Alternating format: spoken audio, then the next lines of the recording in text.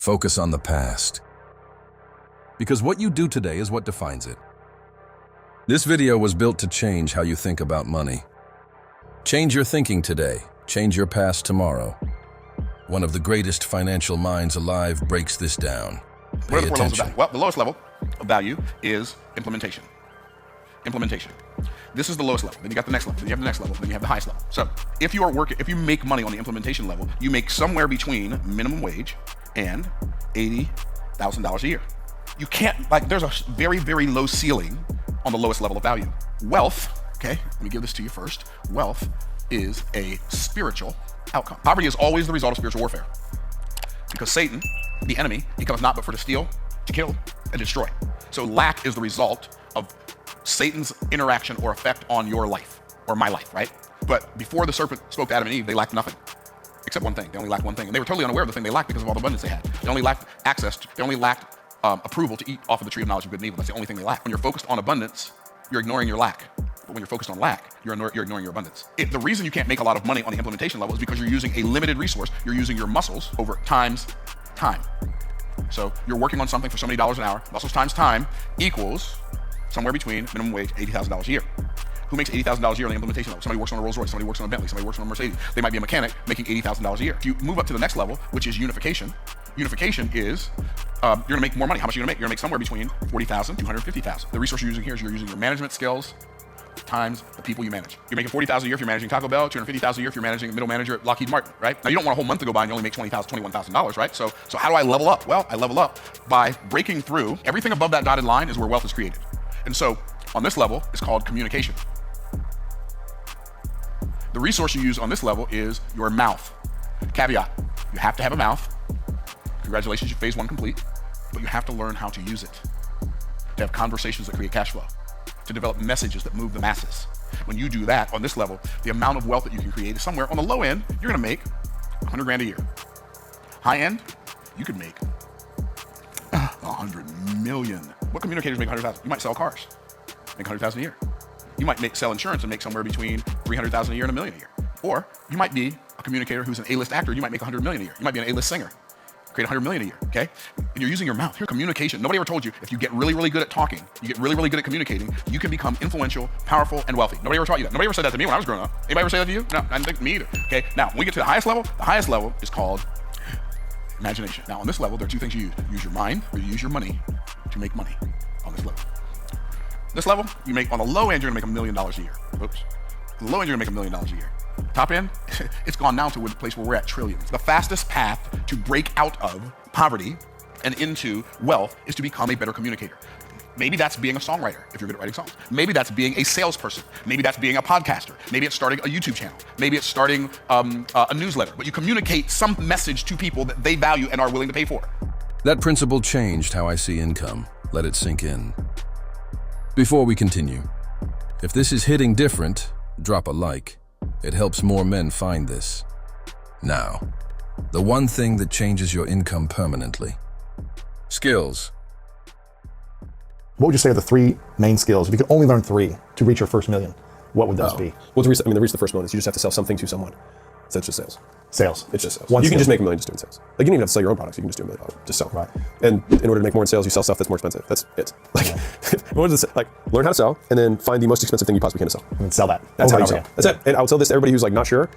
The more expensive it is, the easier it is to sell. Really? Why is that? Because you're dealing with better people.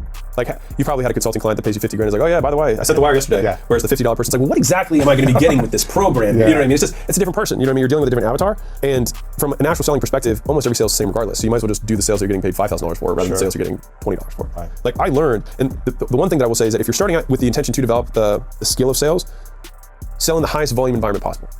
That's why I think some of the best salespeople are fitness people, because so many people, you work at a LA Fitness, you get 25 memberships a day that you're sitting on 25 consults a day. And I did that for 5 years, 4 years, every day, 20 plus consults I was in LA Fitness at my own gym, but there's just so much unconscious confidence that you develop at that point. Like, and the time and the money, like those things become so ingrained in how you speak and your language patterns that, and it gives you power in all different areas of your life. So sales is number one. You might want to develop the skill in a high volume environment, but understand that that's not, you might make some money doing that, but the goal will then be to sell massive buildings, sell super expensive cars, sell yachts, sell jets, sell, you know what I mean? Like sell huge software packages to enterprise software. Like all of these are roles that you can make $400, $1 million a year doing. So that's where you want, and that's $1 million income, not even gross. Right. That's $1 million income.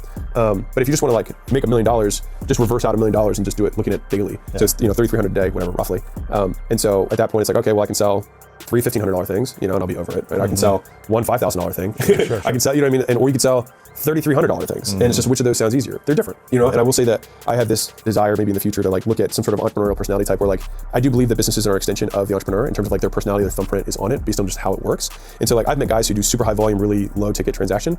And they're a little different than the guys who sell ultra high ticket, like service-based stuff. And so I think, and I've seen people really successful on both sides, but I do think that the more expensive the ticket in general, the less operational complexity there is, you still have to take, if you're gonna take 10 sales calls, you might as well make them worthwhile. Exactly. Take it a Exactly. Right. So if you wake up in the morning and you don't want to do something, you don't care enough about yourself.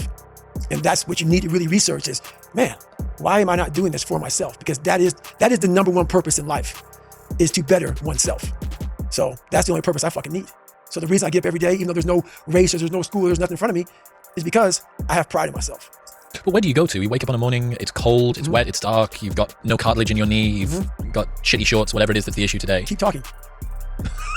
You've got these problems, right? I need you to keep talking about what you were just saying. It's warm on the couch. Your missus says stay in bed. It's comfy, it's cozy. You've got work later on. You had an argument last night. You're slightly hungover. I know every motherfucker ain't gonna do what I'm gonna do. So this is how you level up.